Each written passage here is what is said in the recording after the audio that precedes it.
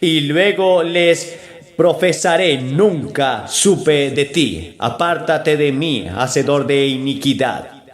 Jesús nos va a repudiar. Va a decir: apártate de mí, nunca te conocí. Ahora dijo eso, y eso está en el Sermón del Monte. Señor, Señor, profetizamos en tu nombre en alta voz, pero nuestros corazones son fríos y duros, indiferentes. Hemos pecado contra Él por nuestra hipocresía y pretensiones religiosas. Y luego Él era un asesino. La Biblia dice en Segunda de Reyes, el verso 21. Quiero que pasen conmigo al capítulo 33 del segundo libro de Crónicas y los 2 primeros versículos. Quiero hablar esta noche sobre el tema: el hombre más malvado que jamás haya vivido. Manasés tenía 12 años de edad cuando comenzó a reinar y reinó 55 años en Jerusalén. Pero hizo lo malo ante los ojos de Jehová, como las abominaciones de las naciones que el Señor había echado de delante de los hijos de Israel. Entonces se darán cuenta de uno de los más viciosos, de los más viles y de los más malvados de toda la historia. Y dudo que haya habido un hombre que haya sido más malvado en la historia del mundo que el rey de Judá. En ese tiempo el nombre de este hombre era Manasés. Llegó al trono de Judá a la edad de 12 años, reinó en Jerusalén 55 años. Su padre era un hombre maravilloso, el gran rey Ezequías, uno de los más grandes y buenos reyes de Judá.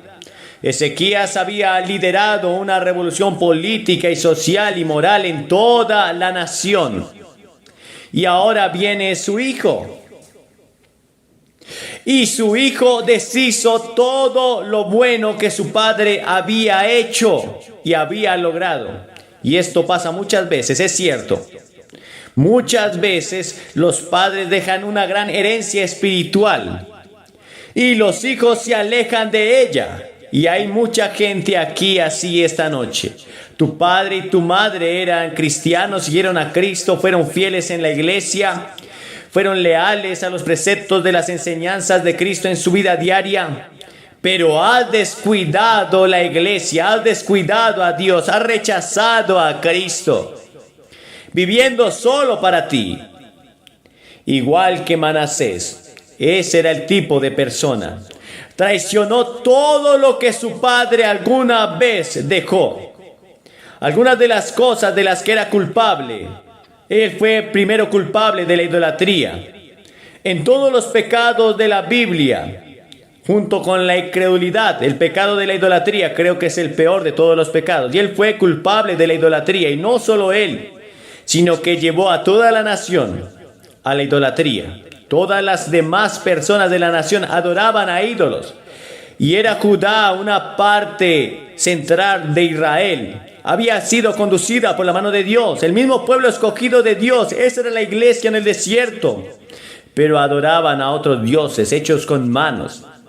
Y les digo que hoy nosotros en los Estados Unidos y en Australia y en el mundo occidental es tan culpable de la idolatría como lo es África o cualquier otra parte del mundo.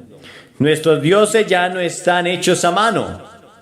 No adoramos a ídolos en nuestros patios traseros que construimos, sino que adoramos otro tipo de ídolos. Porque cualquier cosa que se interpone entre tú y Dios es tu Dios. Muchos de nosotros adoramos el prestigio social. Muchos de nosotros adoramos la seguridad económica. Muchos de nosotros adoramos el placer, el entretenimiento. Algunos anteponemos todas las cosas de Dios, anteponemos todas las cosas de la iglesia y dedicamos más tiempo.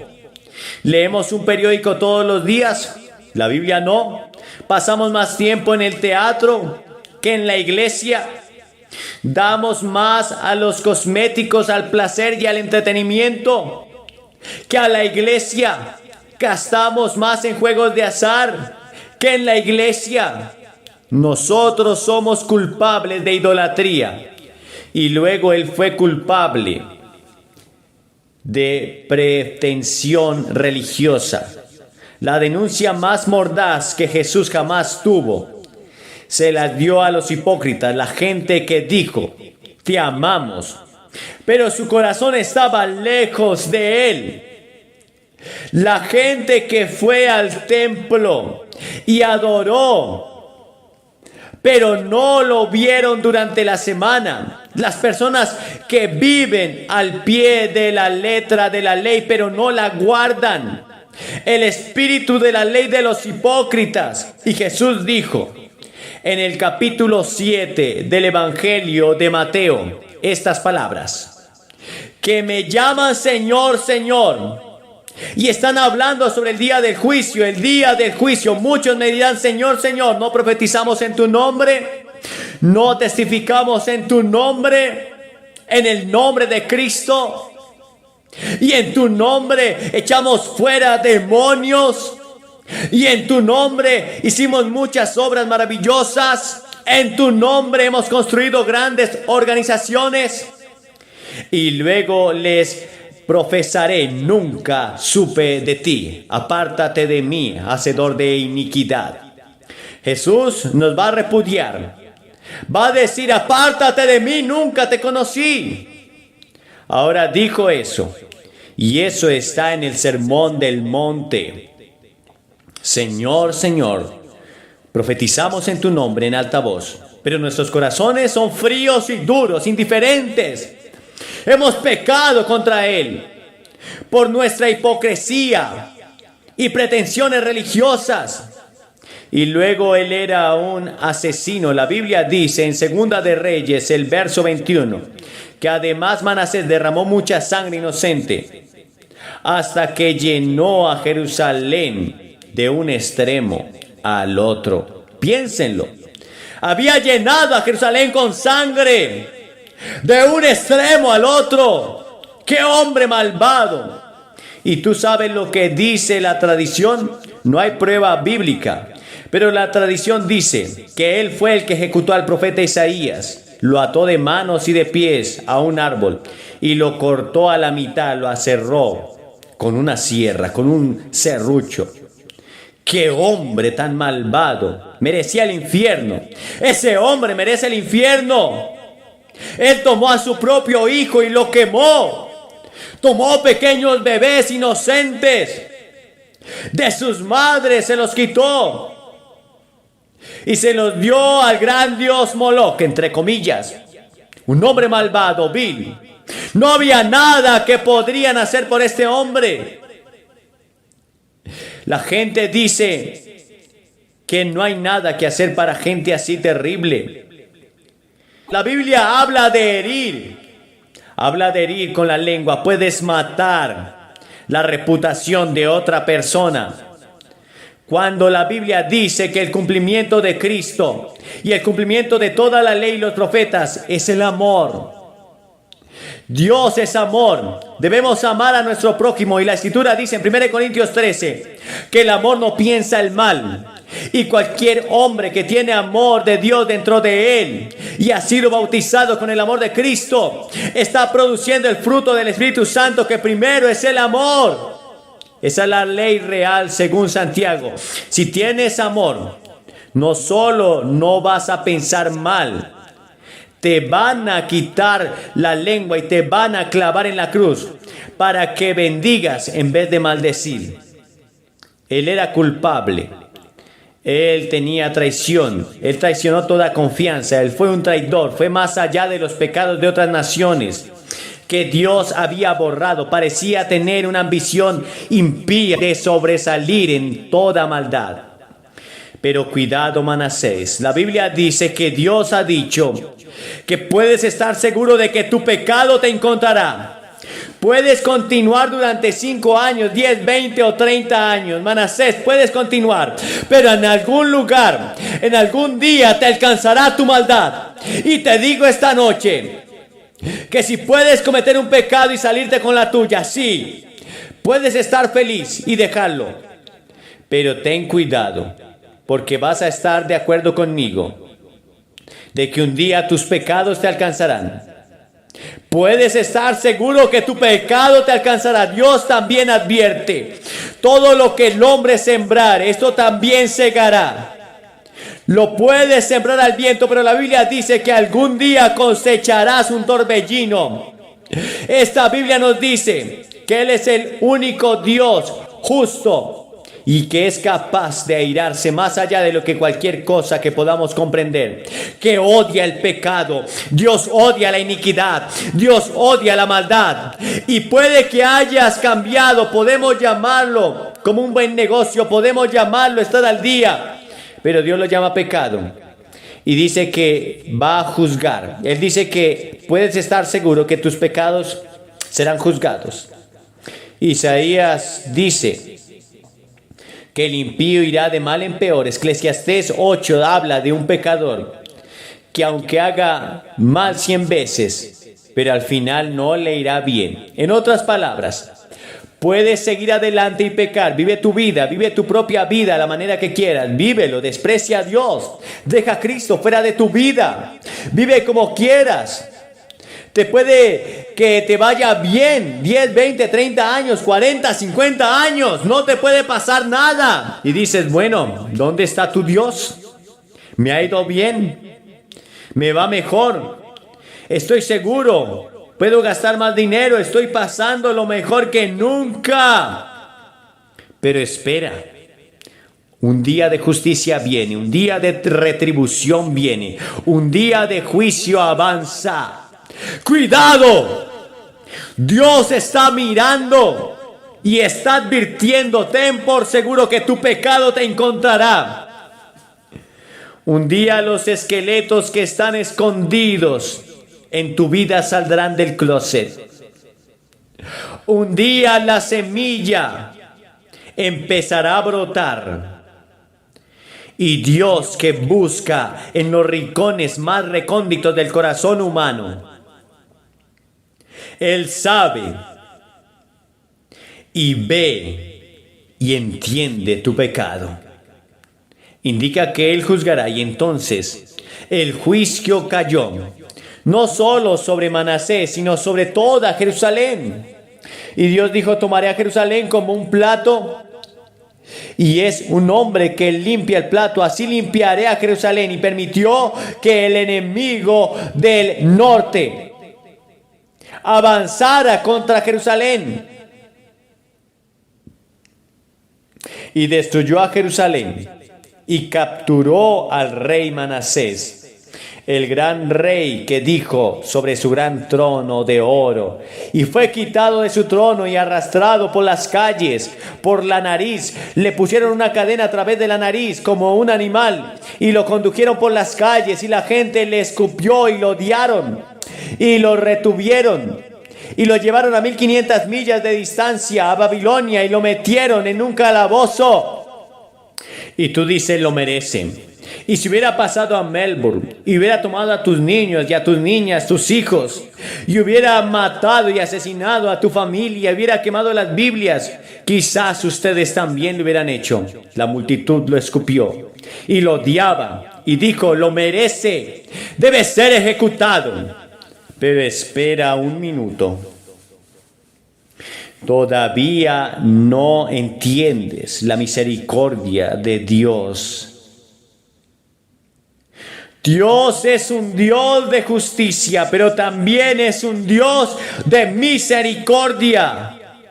Y mientras Manasés estaba en ese calabozo, esa cárcel, esa prisión, él comenzó a darse cuenta de las cosas malas que había hecho.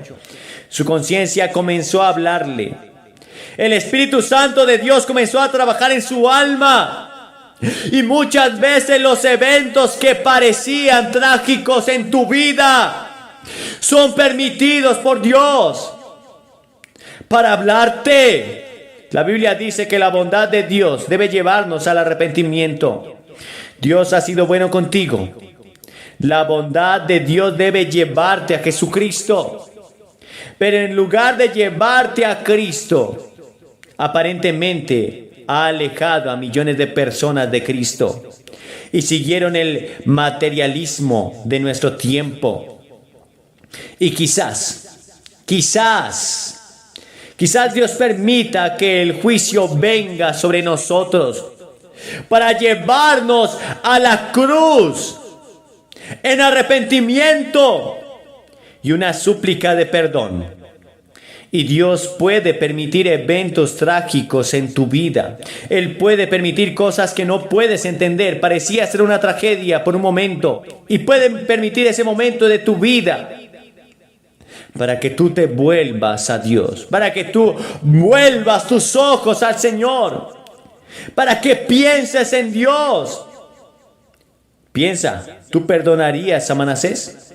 No hizo nada para ganarse el perdón. Todo lo que hizo fue decir: Dios, lo siento, perdóname. Si me das otra oportunidad, oh Dios, te seguiré y te serviré y viviré para ti. Oh Dios, he cometido errores trágicos, he pecado. Por favor, perdóname. Si fueras Dios, ¿qué harías? El amor, la gracia y la misericordia de Dios van mucho más allá. Nuestros pensamientos no son los pensamientos de Dios.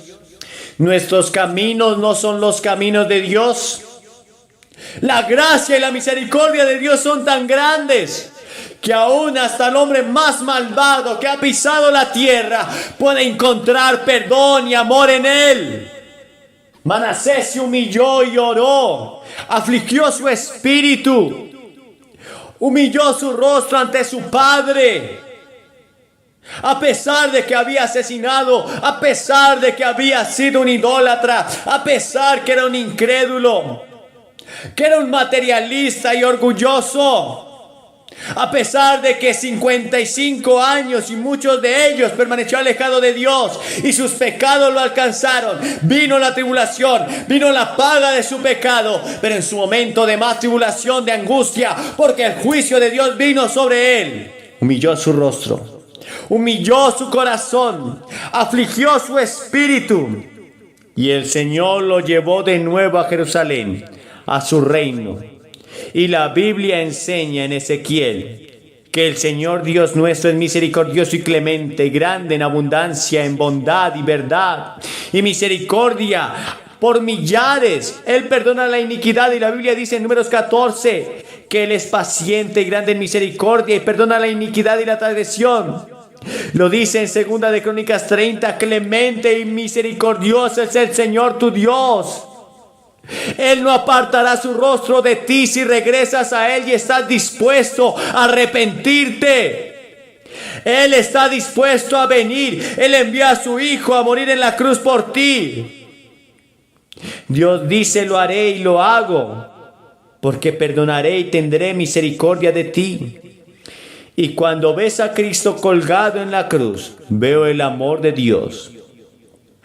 Veo una expresión de la misericordia y la gracia de Dios. Y lo que Cristo hizo en la cruz, al derramar su sangre en esa cruz, Él testificó resucitándolo de entre los muertos. Por eso Dios envió a su Hijo amado para perdonar tus pecados. Piensa en ello. Cada niño pequeño que había quemado, cada hombre que había asesinado, cada mentira que él dijo, todas las cosas inmorales que había hecho, fueron borradas como si nunca las hubiera cometido. De hecho, la Biblia va tan lejos como para decir que Dios no recuerda más nuestros pecados. En otras palabras, Dios tiene la capacidad de olvidar. Dios se olvidó que lo sacó del calabozo. Él estaba a 1500 millas y regresó a Jerusalén. Y Dios lo puso en su trono nuevamente. y él era rey de Judá.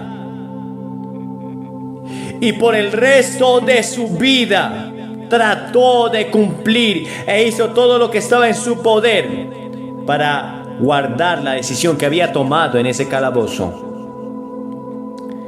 Dios dice: no solo te perdono, pero Cristo viene a restaurarte también. Él te restaurará a la posición que ocupabas antes de que Adán pecara. Pero haré más que eso. Te haré coheredero con mi Hijo Jesucristo, y algún día lo harás.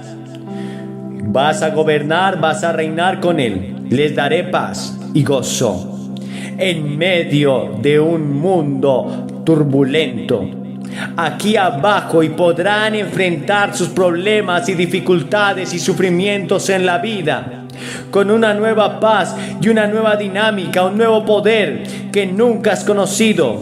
Pero además de eso, te identificas con mi Hijo Jesucristo y te vuelves como Él, y te vuelves un hijo adoptivo. Y te pido esta noche que puedas ser perdonado.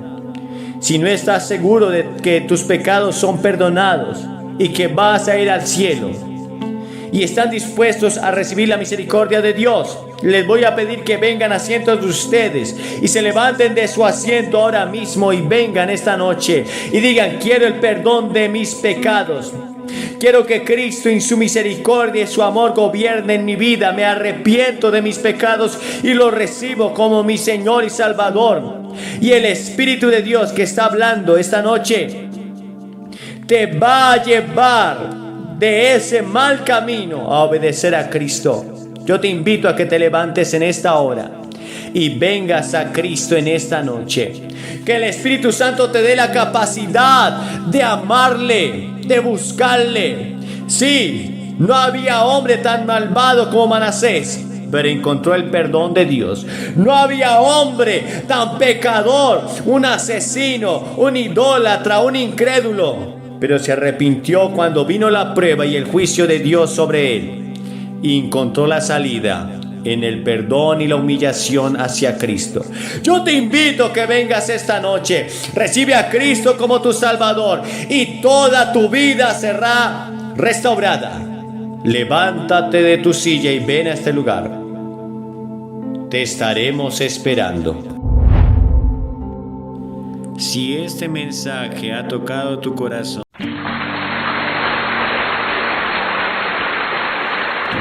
y ahora esta noche quiero que vayan conmigo a Mateo 27 y el verso 22. El libro de Mateo, el capítulo 27 y el versículo 22. Y hay una pregunta allí.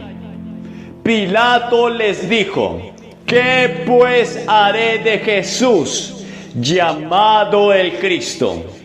Y toda la multitud respondió: crucifícale, crucifícale.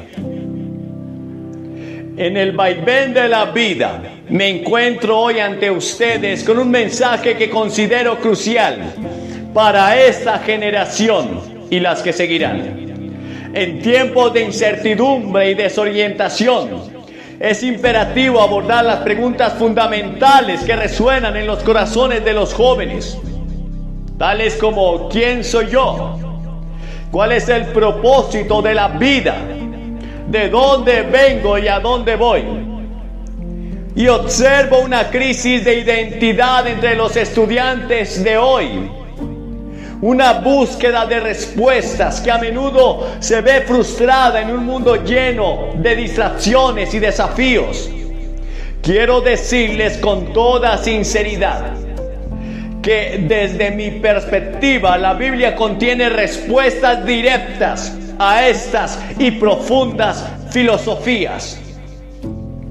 En mi experiencia he llegado a comprender que todos hemos heredado una enfermedad mortal, una condición que trasciende las barreras del tiempo y la cultura: el pecado.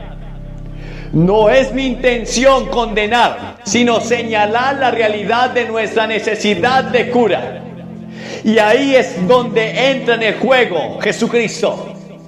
Cristo descendió a esta tierra y derramó su propia sangre para proporcionar la única cura posible, una cura total para esta enfermedad llamada pecado. Este acto redentor es el fundamento de mi mensaje, la esperanza que ofrezco a aquellos que buscan respuestas genuinas y duraderas.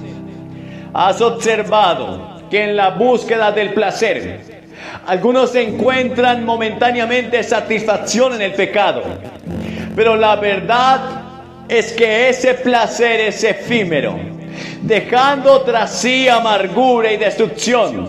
La Biblia, fuente de sabiduría eterna, advierte sobre las consecuencias a largo plazo de nuestras elecciones y acciones. Pilato dijo: ¿qué voy a hacer de este hombre llamado Jesús? ¿Qué vas a hacer de ese hombre llamado el Cristo? ¿Qué has hecho con él? ¿Qué irás a hacer? Hoy más que nunca, los jóvenes enfrentan presiones abrumadoras y tentaciones omnipresentes. En este contexto, afirmo con toda convicción que la ayuda de Dios es esencial para resistir y superar estos desafíos. La fe en Cristo provee el poder necesario para decir no a las tentaciones que acechan en la sociedad contemporánea. En un mundo donde la moralidad a menudo se ve difuminada, sostengo que la juventud anhela la verdad, un código moral claro y sin concesiones. Mi llamado es ofrecerles esta guía, proporcionando una brújula moral en medio de la confusión reinante. La institución familiar, que considero fundamental, enfrenta amenazas en forma de divorcio, infidelidad y rebelión. Es necesario preservar los cimientos morales para mantener la estabilidad de nuestra sociedad. He llegado a la convicción de que los jóvenes anhelan algo más profundo, algo que satisfaga sus mentes y corazones. En mi experiencia he encontrado que este anhelo se satisface plenamente en Jesucristo. Les insto a explorar la Biblia por sí mismos, descubriendo así una fuente inagotable de sabiduría y verdad. ¿Y qué van a hacer con Jesús, al que llaman el Cristo? Esta pregunta, planteada hace siglos, sigue siendo la más importante que cualquiera de nosotros puede enfrentar.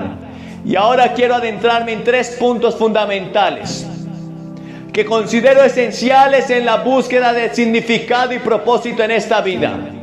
En mi experiencia como evangelista, he dedicado mi vida a compartir el mensaje de redención y esperanza que encuentro en las Escrituras. Hoy deseo enfocarme en esos puntos, con la esperanza de que encuentren respuestas sólidas para las preguntas que agitan sus corazones. Y quiero primero hablar de la enfermedad del pecado y la necesidad de la cura. La realidad innegable es que enfrentamos como seres humanos esta enfermedad mortal del pecado. No estoy aquí para señalar con el dedo acusador, sino para reconocer la condición compartida que todos llevamos. A lo largo de mi ministerio he visto los estragos del pecado en las vidas de las personas, manifestándose de diversas maneras, en acciones, pensamientos y relaciones rotas. El pecado no es simplemente una serie de malas elecciones. Es una enfermedad que se arraiga en el corazón de cada individuo. Como bien señala la Biblia, por cuanto todos pecaron y están destituidos de la gloria de Dios. Romanos 3:23. Esta no es una afirmación para desanimarte, sino para que reconozcas la realidad de nuestra condición humana y la necesidad imperante de una cura. En mi viaje de fe, llegué a la conclusión que no hay cura posible para esta enfermedad, aparte de la intervención divina. Es aquí donde entra en juego el sacrificio redentor de Jesucristo. En mi predicación he proclamado una y otra vez que Cristo descendió a esta tierra para derramar su propia sangre, ofreciendo así la única cura total para el pecado en sus corazones. Les insto a reconocer esta verdad y a aceptar la mano extendida de Cristo que ofrece sanidad y redención. El primer punto que quiero profundizar es la comprensión de la enfermedad del pecado y la imperiosa necesidad de cura. En mi ministerio he presenciado cómo esta enfermedad afecta a la humanidad, cómo se manifiesta en acciones y cómo permea cada aspecto de nuestras vidas. Pero la Biblia, fuente inmutable de verdad, nos revela la realidad de nuestra condición. Todos pecaron. Hoy debemos reconocer que todos hemos pecado, todos hemos errado, que todos hemos caído cortos de la perfección divina. Es el primer paso hacia la comprensión de la enfermedad del pecado. No estoy aquí para condenar a nadie, sino para señalar una verdad fundamental que afecta a todos. La metáfora de la enfermedad no es casualidad. Como el apóstol Pedro nos dice, Cristo llevó nuestros pecados en su cuerpo sobre la cruz, para que nosotros, estando muertos a los pecados, vivamos a la justicia, y por cuya herida fuiste sanados. Primera de Pedro 2:24. Aquí encontramos la esperanza en la cruz, donde Jesucristo, en su amor insondable, llevó sobre sí mismo el peso de nuestros pecados por ofrecernos sanidad y reconciliación con Dios. Y en mi predicación he compartido una y otra vez la verdad que no hay cura posible para esta enfermedad del pecado, aparte de la intervención de Dios en nuestras vidas. Pero Dios, que es rico en misericordia, por su gran amor con que nos amó, aun estando nosotros muertos en pecado, nos dio vida juntamente con Cristo. Efesios 2:4. Es a través de la gracia de Dios, manifestada en el sacrificio de Cristo, que encontramos la cura total para nuestra condición. Hoy les insto a reflexionar sobre sus vidas y a reconocer la realidad del pecado, no como un ejercicio de culpa, sino como un paso crucial hacia la cura. Porque si confesamos nuestros pecados, Él es fiel y justo para perdonar nuestros pecados y limpiarnos de toda maldad. Primera carta de Juan 1:9. La confesión y el arrepentimiento son llaves que abren la puerta de la gracia redentora de Dios.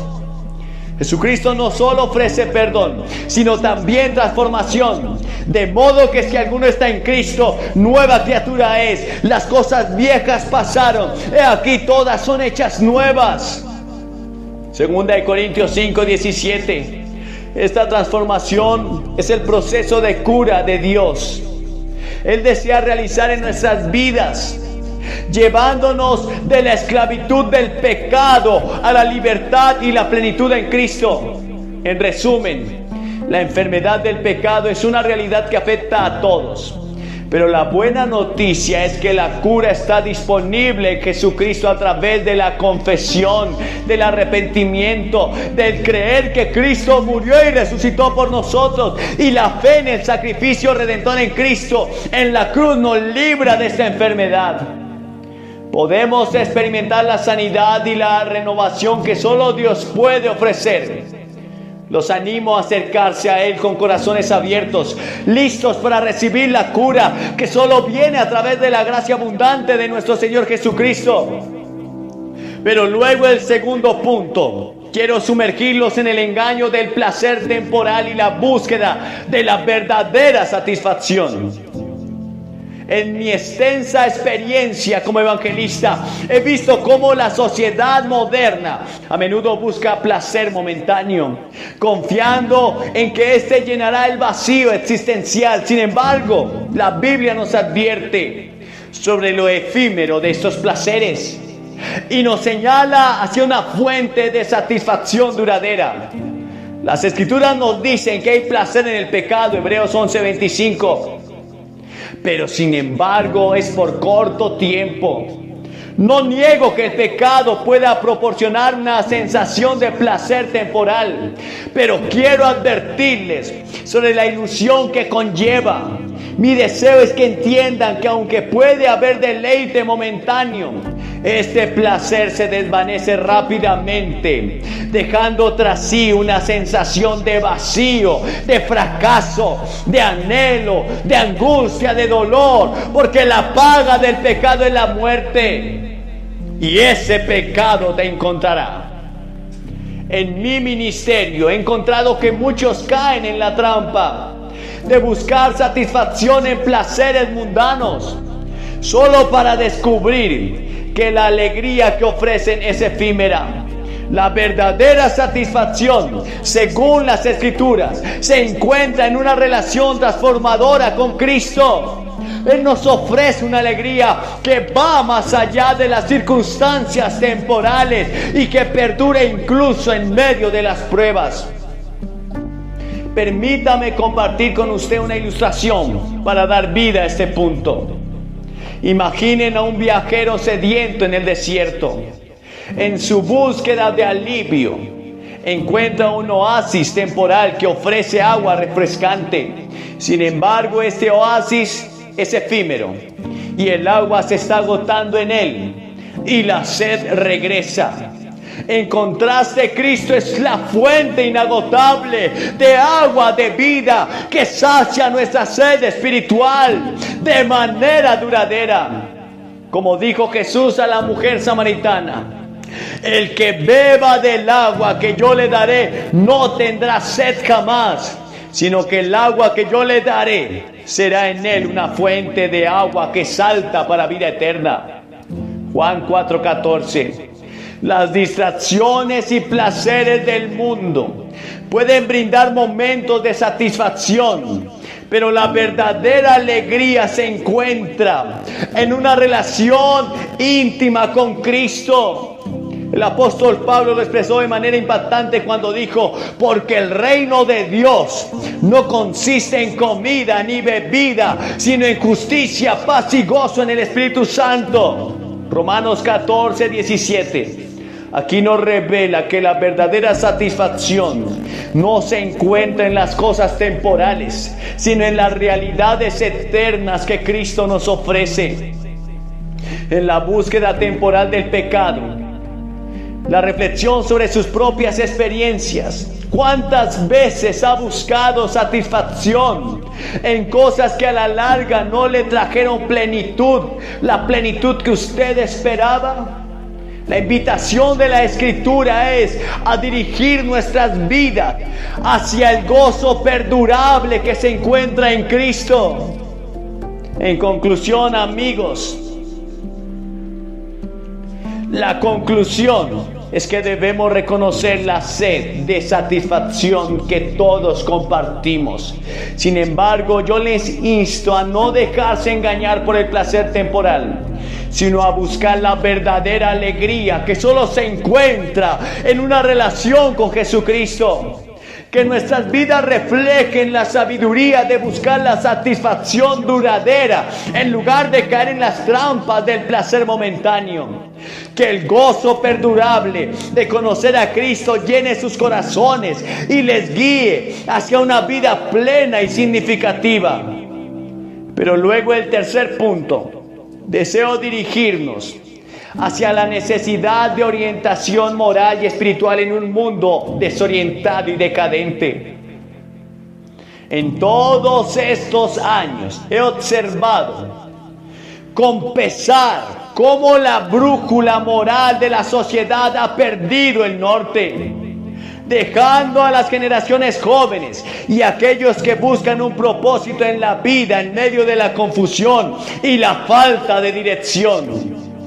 La Biblia nos advierte sobre los peligros de seguir un camino sin guía moral. Hay camino que al hombre le parece derecho, pero su fin es camino de muerte. En un mundo donde la moralidad a menudo se define de manera subjetiva, es esencial regresar a principios fundamentales y a una guía moral objetiva proporcionada por la palabra de Dios. El salmista nos ofrece una declaración profunda sobre la importancia de la guía divina en nuestras vidas. Lámpara es a mis pies tu palabra y lumbrera mi camino. Salmo 119, 105. La palabra de Dios no solo ilumina nuestro camino, sino que también nos proporciona el código moral sólido en un mundo donde la distinción entre lo correcto y lo incorrecto a menudo se desdibuja. En mi vida he visto cómo la falta de orientación moral ha llevado a decisiones lamentables y a la pérdida de valores fundamentales en la sociedad. Y es en ese contexto que la fe en Cristo y la comprensión de la verdad bíblica se vuelven aún más cruciales. En Efesios 5, 15, 16, el apóstol Pablo nos insta a andar con cuidado, no como insensatos, sino como sabios, aprovechando bien el tiempo, porque los días son malos. Esta palabra resalta la necesidad de discernimiento y sabiduría en medio de un mundo moralmente complejo. Permítame compartir una ilustración tomada de la vida real del artista Amy Grant. Reconocida por su éxito en la música cristiana contemporánea, a lo largo de su carrera, Grant había enfrentado desafíos y decisiones cruciales en medio de la presión de la industria musical y la cultura cambiante. En cierto momento, cuando muchas voces la instaban a alejarse de su fe y adoptar una dirección más comercial, Grant tomó una decisión valiente, mantuvo su enfoque en la fe cristiana y continuó creando música que reflejara sus convicciones morales y espirituales. Esta decisión no fue sin críticas y desafíos, pero Grant eligió seguir la guía moral de su fe en lugar de ceder a las presiones del mundo. Su vida y carrera sirven como un testimonio de cómo seguir una brújula moral basada en principios bíblicos puede llevar a una vida de integridad y propósito duradero. En el contexto de la familia he presenciado con dolor los efectos del descuido de responsabilidades y la ruptura de los cimientos morales. La institución familiar, diseñada por Dios como un pilar de estabilidad, sufre cuando los principios morales se descuidan. El apóstol Pablo nos ofrece directrices claras sobre la conducta familiar en Efesios 6. Del verso 1 en adelante recordamos la importancia de la obediencia, el respeto y la instrucción basada en principios morales. Mi llamado a los jóvenes y a las familias es claro: regresen a la guía moral sólida que se encuentra en la palabra de Dios. En un mundo donde las opciones cambian y las normas morales se desdibujan, los principios eternos de la Escritura proporcionan un ancla firme. La fe en Cristo no solo nos salva, sino que también nos guía en el camino de la verdad y la rectitud.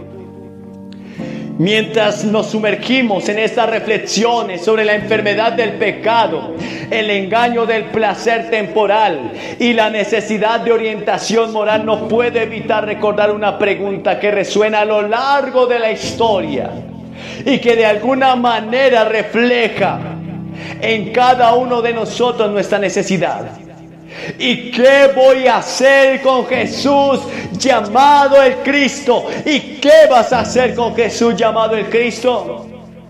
Pilato lo entregó. Pilato decidió no creer. La multitud dijo: crucifícale. Lo desecharon.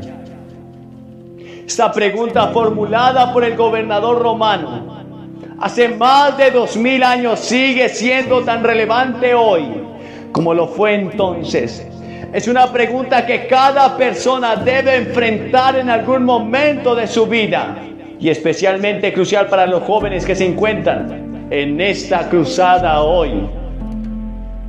Pilato, al hacer esta pregunta, estaba buscando una respuesta de la multitud que se había reunido en Jerusalén. Pero la realidad es que esta pregunta trasciende en el tiempo y el espacio, llegando a cada uno de nosotros de manera personal. ¿Qué haremos con Jesús llamado el Cristo? La respuesta a esta pregunta determina nuestro destino eterno y da forma a nuestra existencia terrenal. He encontrado que muchos enfrentan esta pregunta con dudas, indecisiones o incluso con indiferencia.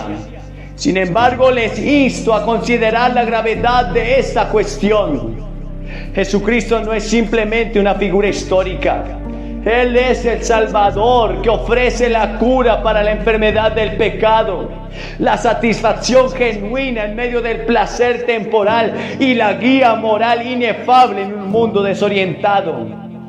Es esencial comprender que al abrazar a Jesús, no estamos simplemente adhiriéndonos a una religión o a una serie de reglas. Estamos abrazando la verdad encarnada, la esperanza viva, el amor redentor.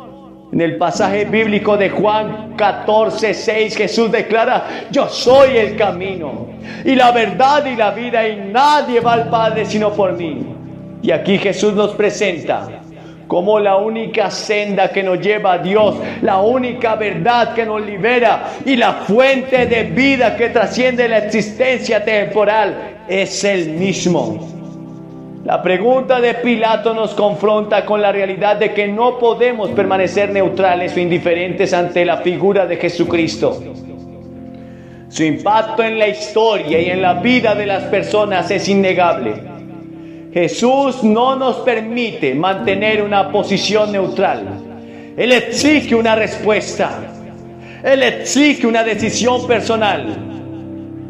En este mundo lleno de opciones y dilemas, enfrentarse a la pregunta de Pilato se convierte en un acto crucial y auténtico. ¿Qué haremos con Jesús llamado el Cristo? Puedes ignorar la pregunta o posponer la respuesta, pero no elimina su importancia. Al contrario, postergar la decisión nos priva de la paz y la plenitud que solo se encuentra en la relación con Cristo. Mi anhelo es que los jóvenes y los ancianos y cada persona presente en este lugar enfrenten esta pregunta y reconozcan que Jesús no es simplemente una opción entre muchas, sino es la única salida verdadera en un mundo lleno de caos.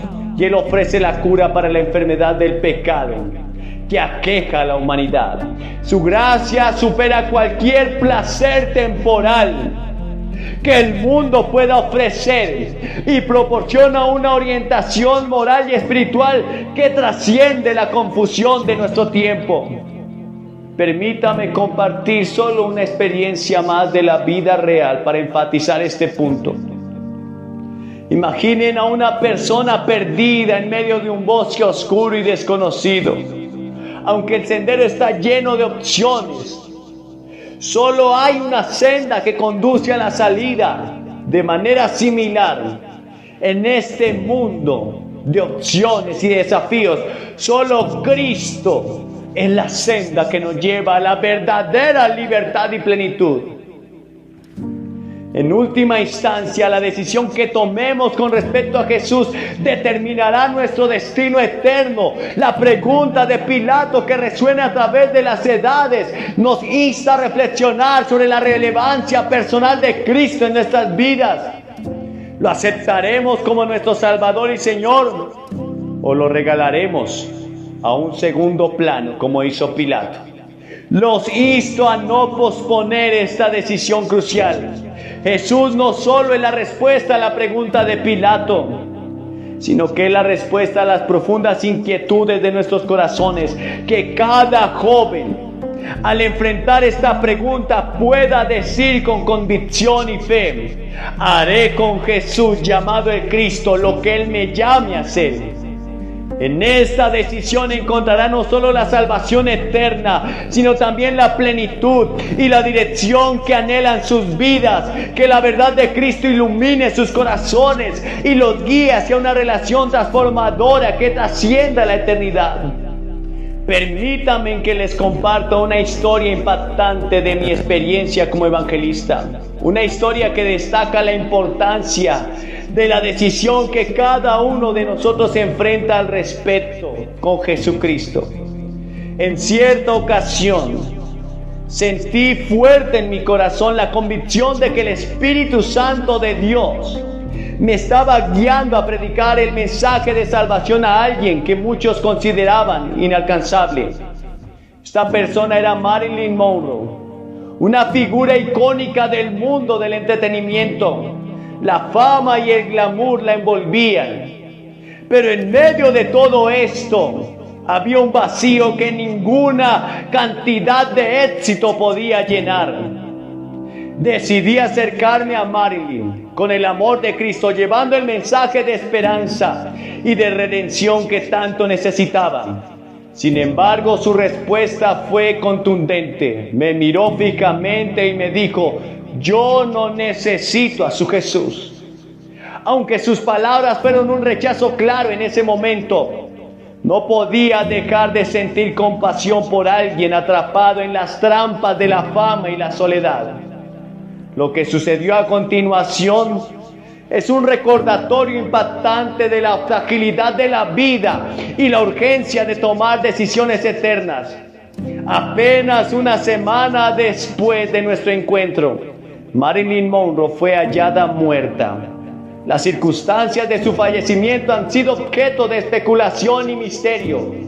Pero lo que queda claro es que ella enfrentó un destino irreversible. Ahora quiero dirigirme a cada uno de ustedes con esta historia. No sabemos dónde se encuentra ahora Marilyn Monroe. ¿Qué ocurrió después de ese momento crucial en su vida? Pero lo que sí sabemos es que hoy, en este momento, ustedes tienen la oportunidad de elegir. Así como Marilyn Monroe tuvo que enfrentar la decisión de recibir o rechazar a Jesucristo, ustedes también enfrentan esa elección. La realidad es que cada uno de nosotros está en un viaje y al final del camino nos encontraremos con la verdad eterna. ¿A quién elegiremos seguir? ¿En quién pondremos nuestra esperanza y confianza para la eternidad? No estoy aquí para forzar una decisión, pero les insto con urgencia a este llamado. Jesucristo ofrece perdón, redención y vida eterna a aquellos que lo reciben. La historia de Marilyn nos recuerda la fragilidad de la vida. La realidad que ninguno de nosotros sabe cuánto tiempo tenemos en este mundo. Hoy en este instante tiene la oportunidad de elegir a Jesucristo como Salvador y Señor. No importa cuál haya sido su pasado, cuáles sean las circunstancias que enfrente actualmente. La puerta de gracia está abierta para ustedes. La pregunta que enfrentamos no es solo sobre este breve periodo terrenal, sino sobre la eternidad que sigue. ¿Qué harán con Jesús llamado el Cristo? La elección es suya. El mensaje de Cristo es uno de amor incondicional, redención y un futuro lleno de esperanza. En este momento los invito a abrir sus corazones. Si sienten el llamado del Espíritu Santo, si reconocen la necesidad de un Salvador, no dejen pasar esta oportunidad. La vida es efímera y frágil. Hoy pueden elegir el camino de la vida eterna. Pueden recibir el regalo de la salvación que Cristo te ofrece. No permita que el mañana sea incierto. Sin la certeza de la esperanza que se encuentra en Cristo, acepte este regalo de amor y perdón y gracia hoy mismo. Les voy a pedir que se levanten de su silla. Y al venir solo tienes que hacer 3 cosas. Primero tienes que arrepentirte.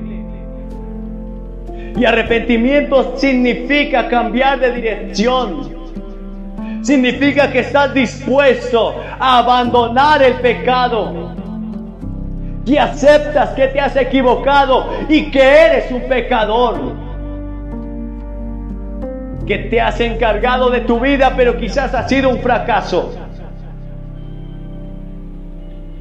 En segundo lugar, tienes que poner toda tu fe en Cristo. Puede que seas miembro del coro de la iglesia, incluso un clérigo. Pero si no tienes la seguridad de que Cristo haya nacido en tu corazón, ven ahora mismo. En todas nuestras reuniones siempre pasan ministros que llevan años predicando, pero que no sentían que eran salvados.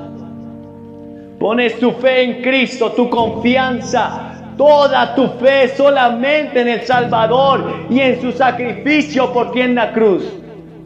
Y en tercer lugar, debes confesarlo públicamente. Debes pararte ante esta plataforma, ante todos estos testigos y confesar públicamente que rechazas el pecado, pero aceptas a Cristo. ¿Qué vas a hacer con ese Jesús llamado el Cristo? Es urgente mi llamado, porque no sé qué será de ti el día de mañana.